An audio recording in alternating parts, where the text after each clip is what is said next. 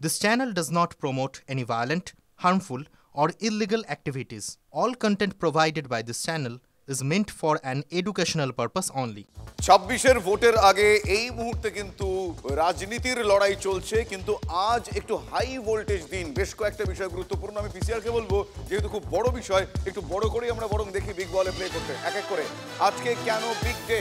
আজ বেলডাঙায় coat unquote বাবরির ভিত্তিপ্রস্তর উদ্বোধনে অনর হুমায়ুন কবির। তার আগে পরত, একটার পর এক ঘটনার পরত আপনারা জানেন। আজকে নেক্সট সকাল থেকে জমায়েত, সেখানে দফায় দফায় প্রস্তুতি খতিয়ে দেখতে হুমায়ুন কবির সেখানে।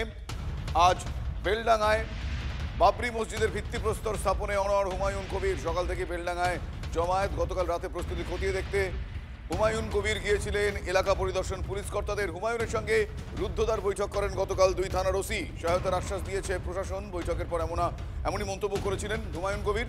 রাজ্যের পরামর্শে আপনারা জানেন মোতায়েন করা হয়েছে 19 কোম্পানি কেন্দ্রীয় বাহিনী।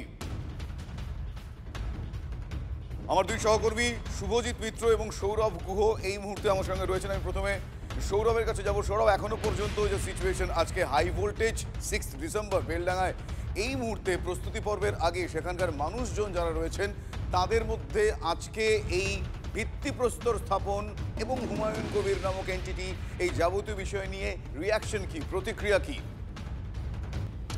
শুভজিৎ, সুপ্রভাত। এবং প্রথমেই বলি যে আজকে রাজ্য রাজনীতির একটা অত্যন্ত গুরুত্বপূর্ণ দিন, কারণ যে বাবরি মসজিদ, রাম মন্দির, বাবরি মসজিদ ইস্যুতে দশকের পর দশক ভারতীয় রাজনীতি আবর্তিত হয়েছে, সেই কোট আনকোট বাবরি মসজিদ এবার মুর্শিদাবাদে তার শিলান্যাস করতে চলেছেন হুমায়ুন কবির। যে ব্যক্তিকে কেন্দ্র করে বেশ কিছুদিন ধরেই রাজ্য রাজনীতিতে শিরোনাম যিনি, সেই হুমায়ুন কবির এই মুহূর্তে TV9 বাংলার মুখোমুখি। অনেক ইন্টারভিউ নিয়েছি আপনার, তবে আজকের দিনে আপনার সকালবেলা প্রথম প্রতিক্রিয়া নিঃসন্দেহে একটা অন্যরকম। সবাই একটা কথাই বলছে যে তৃণমূল কংগ্রেস বিগত নির্বাচনে মুসলিম জনগোষ্ঠীর ভোট পেয়েছেন। সেই মুসলিম জনগোষ্ঠী অধ্যুষিত মুর্শিদাবাদে মুসলিম আবেগ বাবরি মসজিদকে নিয়ে আপনি কোট আনকোট খেলছেন। আপনি বিজেপি বা অন্যের হাত শক্তি করতে চাইছেন, তাদেরকে শক্তিশালী করতে চাইছেন, এবং আপনি তৃণমূলকে ধাক্কা পৌঁছানোর জন্য এই গোটা বিষয়টা করছেন। দেখুন, আমি কোনো বিজেপির হাত শক্তিশালী করার কোনো চেষ্টাও করিনি, আগামী দিনেও করব না। বিজেপির বিরুদ্ধে আমি রাজনীতি করব। পাশাপাশি তৃণমূল কংগ্রেস 2011 সালের 13ই মে বুদ্ধবাবু সহ 34 বছরের বাম জামানার অবসান ঘটিয়ে মমতা বন্দ্যোপাধ্যায়ের প্রতি আস্থা রেখে অধিকাংশ মুসলিম জনতা মমতা বন্দ্যোপাধ্যায়কে আস্থা রেখে, ভরসা রেখে পরিবর্তিত সরকার নির্বাচিত করেছিল। মমতা বন্দ্যোপাধ্যায় এই 14 বছর ধরে সরকার চালাচ্ছে, সেখানে যে ধরনের দ্বিচারিতা, মিথ্যাচার দিনের পর দিন করে যাচ্ছে, তিনি যেটা বলবেন সেটাই ঠিক, আর বাকি যারা যা করবে সবই বেঠিক। এই যে তার অহংকার, এই যে তার অহমিকা। শুভেন্দু অধিকারী বলছেন যে আপনি আসলে এগুলো মমতা বন্দ্যোপাধ্যায়ের নির্দেশেই করছেন। সেটা মমতা বন্দ্যোপাধ্যায় আগামী দিনে শুভেন্দু অধিকারীকেও টের পাইয়ে দেব। আর আমি শুধু মুসলমানদের ন্যায্য অধিকারের জন্য এই চরম বার্তাটা দেওয়ার জন্য বাংলার মানুষকে, আজকে মুসলমান সমাজ মমতা বন্দ্যোপাধ্যায়কে মুখ্যমন্ত্রী করে কি পেয়েছে, আগামী দিনে ইলেকশনের টাইমে মমতা বন্দ্যোপাধ্যায়ের সাথে 90টা যে মুসলমান অধিষ্ঠিত সিট আছে, সেই মুসলমান অধিষ্ঠিত সিটগুলা এবং আরও যেটা Hindu majority schedule caste reserve seat এবং হিন্দু মেজরিটি সিট আছে, সেখানেও টোটাল আমি 135টা সিটে বাংলায় প্রার্থী দেব এবং সেই প্রার্থীদের অধিকাংশই নির্বাচিত হয়ে বিধানসভায় প্রয়োজনে বিরোধী আসনে বসব।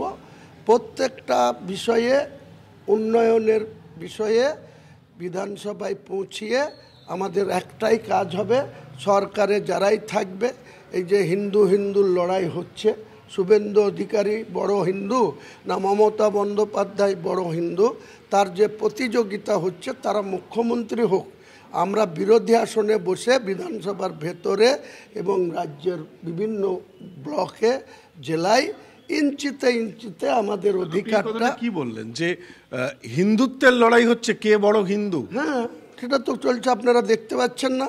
শুভেন্দু অধিকারী বেশি সনাতনী হিন্দু, বেশি বড় হিন্দু, না মমতা বন্দ্যোপাধ্যায় প্রতিযোগিতা শুরু করেছেন সরকারি টাকা দিয়ে বিভিন্ন জায়গায় মন্দির, ওই জগন্নাথ মন্দিরকে উড়িষ্যা থেকে টেনে নিয়ে এসছে, তারপরে কি মন্দির করবে, নিউ টাউনে স্বাস্থ্য ভবন হওয়ার জায়গা ছিল ঠিক ওয়েস্টিন হোটেলের উল্টো দিকে, ইকো পার্কের 1 নম্বর গেটের কাছে। তাই দেখুন গা তো 8টা-10টা জেসিপিতে তোড়জোড় করে কাজ চলছে, সেখানে মন্দির বানাবে।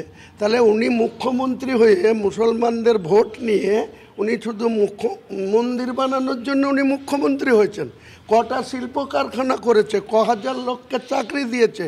হুমায়ুন কবিরের দল, হুমায়ুনদা ইমাম মুয়াজ্জিন ভাতা, এটাও কিন্তু মমতা বন্দ্যোপাধ্যায়ের সরকারই দিয়েছিল। এবং এইটাও মনে রাখার দরকার, আপনি আজকে যে অভিযোগ করছেন মুখ্যমন্ত্রীর বিরুদ্ধে, ইমাম মুয়াজ্জিন ভাতাও কিন্তু তিনি দিয়েছিলেন। তা নিয়ে তাকে চরম রাজনৈতিক বিতর্কের মধ্যে পড়তে হয়েছিল, অনেক বিরোধিতার মধ্যে পড়তে। শুধু ইমাম ভাতা সরকারিভাবে দিয়েছিলেন, এটা ঠিক কথা। সেটা 3-4 মাস দেওয়ার পরে জৈনিক ব্যক্তি কেস করে, সেই হাইকোর্টের অনারেবল হাইকোর্টের জজ সাহেবদের নির্দেশে সেটা বন্ধ হয়ে গেছে। আজকে ওয়াকফ সম্পত্তির যে হাজার হাজার কোটি টাকা আছে ওয়াকফ বোর্ডের, সেখান থেকে হ্যাঁ তার বিরোধিতা তো তৃণমূল না, আমি ওয়াকফ বিরোধিতা করছে কি করছে জানি না। এই যে আপনি ইমামের কথা তুললেন, ইমাম ভাতাটা কোথা থেকে দেওয়া হয়?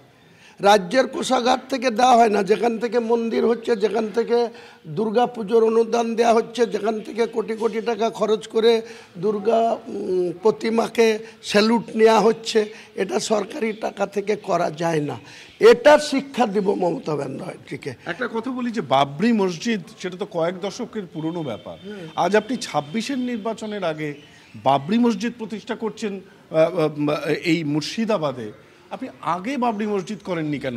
তাহলে কি আপনার উদ্দেশ্যটা মূলত এই সরকারকে বিব্রত করা এবং মুসলমান আবেগকে নিয়ে আপনি হাতিয়ার করছেন? নির্বাচন এখনো 5 মাস বাকি, কিন্তু আমি ঘোষণা করেছিলাম অন ক্যামেরায় আপনাদেরও 12/12/2024, তখন 1.5 বছর বাকি ছিল। তখন কেন টিএমসি গভর্নমেন্টের বা এই বিজেপির নেতারা আমাকে আন্ডার এস্টিমেট করেছিল? তখন কেন টিএমসি নেতাদের ঘুম ছুটেনি? তখন কেন তিনারা আমাকে আন্ডার এস্টিমেট করেছিল? নিজের ক্ষমতা প্রদর্শন আপনি করতে চান, এটাই আপনার মূল লক্ষ্য? আমার কোনো ক্ষমতা প্রদর্শনের দরকার নেই, আমার শুধু এটাই দরকার যে বাংলায় 37% মুসলমান, তাদের সিংহভাগ ভোট নিয়ে মমতা বন্দ্যোপাধ্যায় 3-3বার মুখ্যমন্ত্রী হয়েছে, তার যা অহংকার হয়েছে, তার যা দাম্ভিকতা হয়েছে, সেটাকে চূর্ণ করা আর ওনাকে প্রাপ্তন করে দেওয়া। আমি প্রাপ্তন করবই। আচ্ছা, আপনি মুখ্যমন্ত্রীর বিরুদ্ধে। সৌরভ, তুমি হুমায়ুন সাহেবের সঙ্গে কথা বলো এবং এই মুহূর্তে আমার অপর সহকর্মী শুভজিৎ মিত্র, শুভজিৎ রয়েছে, শুভজিৎর সঙ্গে আমি কথা বলবো। শুভজিৎ, আজকে অনেকগুলো বিষয় এই বাবরি, এই মসজিদকে কেন্দ্র করে, আজকে ভিত্তিপ্রস্তর স্থাপনকে কেন্দ্র করে অনেকগুলো বিষয়, অনেকগুলো ইকুয়েশন সামনে আসছে। কিন্তু আমি স্পেসিফিক্যালি তোমার কাছ থেকে জানতে চাইবো, সেখানকার সাধারণ মানুষ যারা রয়েছেন তাদের আজকে এই মসজিদ, সেই মসজিদের গুরুত্ব, অন্যান্য কোন কোন বিষয়গুলো তারা কিভাবে দেখছেন, তাদের কাছে কতটা উচ্ছ্বাস, কতটা আবেগ, কতটা প্রয়োজন, একটু ডিটেল জানতে চাইবো তোমার কাছে। শুভজিৎ, দেখো, হুমায়ুন কবির আমাদের সঙ্গে লাইভে ছিলেন, সৌরভ ঘোষ সঙ্গে লাইভে ছিলেন। তিনি আদ্যপ্রান্ত একজন পলিটিশিয়ান, রাজনীতিবিদ, রাজনীতির কথা বলবেন, খুব স্বাভাবিক, রাজনীতির কথা তিনি বলেছেনও। কিন্তু এখানে যারা আসছেন তাদেরকে সরাসরি আমরা জিজ্ঞাসা করেছিলাম, আপনারা কি কোনো রাজনৈতিক দলের সঙ্গে যুক্ত? কেউ বলেছেন যুক্ত, কিন্তু রাজনীতির পরিচয় সরিয়ে রেখে এসেছি।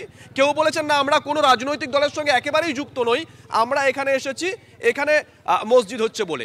মসজিদটা কোথায় হচ্ছে এই মুহূর্তে যারা TV9 বাংলার পর্দায় চোখ রেখেছেন তাদেরকে একটু ভৌগোলিক অবস্থানটা জানিয়ে রাখি। দীপঙ্করকে একবার দেখাতে বলবো, এই হচ্ছে NH12, এটা হচ্ছে কলকাতার দিক, মানে দক্ষিণবঙ্গের দিক, আর ঠিক উল্টো দিকটা হচ্ছে উত্তরবঙ্গের দিক। মানে এই রাস্তা দিয়ে বহরমপুর, শিলিগুড়ি চলে যাওয়া যায়। মানে তুমি যদি নর্থ বেঙ্গল থেকে সাউথ বেঙ্গলে ফেরো, শিলিগুড়ি থেকে বা বহরমপুর থেকে তুমি যদি নদিয়ার দিকে ঢোকো, কলকাতার দিকে ঢোকো, তাহলে একেবারে রাস্তার ধারে বাঁ দিকে হচ্ছে এই মসজিদটা। মসজিদের ভিত্তিপ্রস্তর যেখানে স্থাপন হবে ঠিক সেই সামনেটা এই মুহূর্তে আমি এবং দীপঙ্কর দাঁড়িয়ে আছি। আমরা আগে এই মাঠের ছবি এখন দেখাই, পরবর্তী সময় পাশে আরেকটা মাঠের ছবি দেখাবো, কারণ এই মাঠেই ভিত্তিপ্রস্তর স্থাপন হতে চলেছে। হুমায়ুন কবির গতকাল বারংবার এসেছেন, আজকেও সকাল থেকে তিনি খোঁজ নিচ্ছেন, তার ঘনিষ্ঠ যারা আছেন তারা এখানে পড়ে আছেন। এই মাঠের ঠিক দূরে আরেকটা মাঠ আছে, সেখানে মূল অনুষ্ঠানটা হবে, সেখানে যারা নেতৃত্বস্থানীয় রয়েছেন তারা সেখানে আসবেন, সেখানে তাদের বক্তব্য রাখবেন। এবার আমরা, তুমি বলছিলে না যে মানুষের আবেগের ছবি, আমরা বেশ কিছু ছবি আমাদের ক্যামেরায় ধরা পড়েছে, প্রচুর মানুষ তারা বিভিন্ন জায়গা থেকে আসছেন, তারা ইট মাথায় করে নিয়ে আসছেন, যার যতটা সামর্থ্য রয়েছে। কেউ হয়তো গাড়ি করে ইট আনছেন, আর্থিক সামর্থ্য বেশি, কারো সেই আর্থিক সামর্থ্য নেই, মাথায় করে দুটো হলেও ইট নিয়ে চলে আসছেন। একটু কথা বলবো, কোথা থেকে এসছেন? আমি এসেছি বাঁকুড়া বিষ্ণুপুর থেকে। বাঁকুড়া থেকে এসেছেন? বাঁকুড়া বিষ্ণুপুর। কখন এসেছেন? সকালে এসেছি আজকে। মানে কিসের টানে চলে আসা? মসজিদ হচ্ছে, যাতে মুসলিম আমি একটা, আমার ভালো লেগেছে তাই এসেছি অত দূর থেকে। দাদা হ্যাঁ এগিয়ে আসুন না। হ্যাঁ, কোথা থেকে এসেছেন? দেগঙ্গা থেকে এসেছি। দেগঙ্গা থেকে এসেছেন? আচ্ছা, বিভিন্ন প্রান্ত থেকে তারা আজকে এসেছেন এবং তুমি যেরকমটা বলছিলে একটা আবেগ উচ্ছ্বাস রয়েছে। পাশাপাশি আজকে এই বেলডাঙ্গায় এই মসজিদের ভিত্তিপ্রস্তর স্থাপনকে কেন্দ্র করে বেশ কয়েকটা পলিটিক্যাল ইকুয়েশনও ঘুরপাক খাচ্ছে, সেই যাবতীয় বিষয়গুলো আমাদের নজর রয়েছে। আপাতত তোমায় ধন্যবাদ জানাই শুভজিৎ এবং সৌরভ। অন্যদিকে বাবরি নামকরণে আপত্তি আছে, আগুন নিয়ে খেলা হচ্ছে, হুমায়ুনকে লোক দেখানো সাসপেন্ড করা হয়েছে দাবি করেছেন শুভেন্দু অধিকারী। বিতর্কিত দিনে বেলডাঙ্গায় মসজিদের ভিত্তিপ্রস্তর স্থাপনে পুলিশ বাধা দেবে না বলেও দাবি করেছেন বিরোধী দলনেতা। আমি শোনাবো কি বলেছেন তিনি। বাবরি নামকরণে আমাদের প্রত্যেকটি রাষ্ট্রবাদী ভারতীয়র সে যে ধর্মেরই হোক আপত্তি আছে। এই নামকরণকে কেউ সমর্থন করে না, এরা আগুন নিয়ে খেলছে। এবং আমি আপনাকে আগাম পূর্বাভাস দিচ্ছি, পশ্চিমবাংলায় হিন্দুদেরকে বোকা বানানোর জন্য লোক দেখানো সাসপেন্ড হয়েছে। এই বিতর্কিত নামে বিতর্কিত একটি ডেটে ঠিক করে শিলান্যাস মমতা ব্যানার্জির পুলিশ করতে দেবে। আমি আপনাকে ভিতরের খবর বলে গেলাম, মমতা ব্যানার্জির মুখ আর মুখোশ দুটো আলাদা। আমরা যারা রাম ভক্ত, 6ই ডিসেম্বর শৌর্য দিবস, আমরা শৌর্য দিবস পালন করব প্রত্যেকটি হিন্দু। যারা বাবরি মসজিদে আঘাত করেছিল সেই দলেও নাম লিখিয়েছিলেন, নাম না করে ঠিক এভাবেই হুমায়ুন কবিরকে কটাক্ষ করেছেন কুণাল ঘোষ। বাবরি মসজিদ নির্মাণ নয়, পুরোটাই রাজনৈতিক অঙ্ক বলে তোপ দেখেছে তৃণমূল কংগ্রেস। নির্মাণ প্রক্রিয়ার মধ্যে যদি ধর্মের নাম করে রাজনৈতিক অঙ্ক দেখানোর প্রবণতাটা প্রকাশ্যে এসে যায়, বাবরি মসজিদের প্রতি এত শ্রদ্ধা, তাহলে ভারতবর্ষের ধর্মনিরপেক্ষ স্পিরিটে একটা ভয়ঙ্কর আঘাত ছিল।